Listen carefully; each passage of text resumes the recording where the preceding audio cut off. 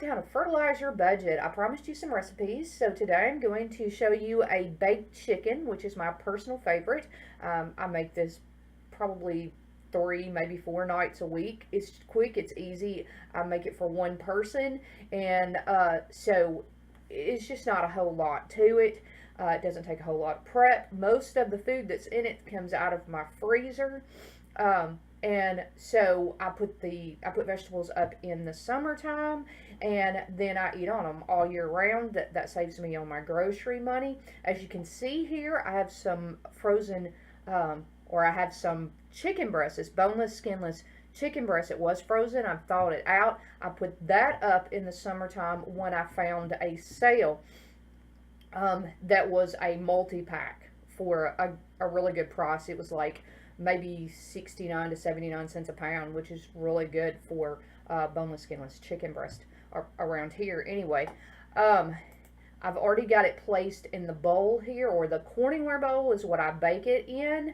And I'm placing some asparagus around it. That asparagus is also frozen, and I've already broke the stalks off it and everything before I froze it, so all I had to do was take it out and put it directly in the pan. I did not bother to thaw the vegetables before I put them in there. I've added some green beans that I also had in the freezer, and then the potatoes here is red potatoes, about 2.5 ounces as well, and they came from the local community food distribution, perishable food distribution. I'm adding some garlic powder, salt and pepper. That, of course, is your own preference. And I did already put meat tenderizer on the chicken. Now, I know some people don't put meat tenderizer on chicken. I do. It's just a personal preference of mine. I like for it to be melt in your mouth texture whenever it's done. I do add some butter on it. I do that because I don't want it to get dry when I'm baking it. If you don't want butter, you can always use a little olive oil, or even put a little bit of water in the bottom of the pan. Whatever your personal preference is, I'm kind of partial to butter, and so I add a little bit of butter around the pan. Sometimes I add some other vegetables, like okra. I'll take okra and slice it up, freeze it, and just add it to it, or sliced carrots. It's whatever vegetables you like. You might put peppers or onions or scallions in it. Whatever your personal preference is. This is what I usually do because that's what I put up in my freezer.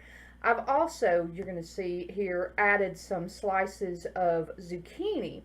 I cover the top of everything with the zucchini after I add the seasoning and the butter. And then I'm going to season the zucchini as well. That's because I love zucchini, and when you have it baked onto the food like that, it just gives it a really good flavor, and it does kind of fall apart and add into, mix in well with the other foods. Then, after I've added all of that and seasoned it up, then the next thing that I'm going to add here is going to be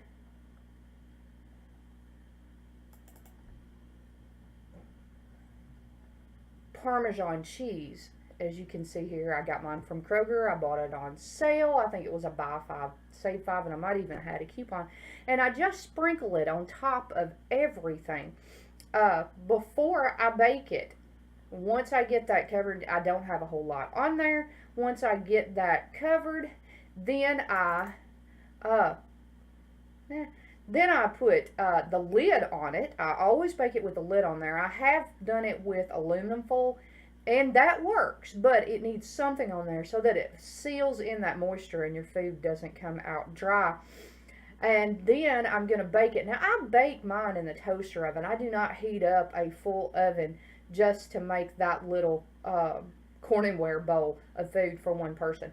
So I have a toaster oven, and I will set my toaster oven at 350 for about 40 minutes to bake that food. And it comes out really good, really tender. I actually have a picture here of it after it's done, and I've put it on a plate. So there you go. There is my recipe of the day. If you have any questions, email me at learntodosurveys@gmail.com. And as always, if you enjoy the videos, hit that subscribe button. Keep coming back. And thank you for watching. My name is Tammy Frownfelter, and I hope to see you again.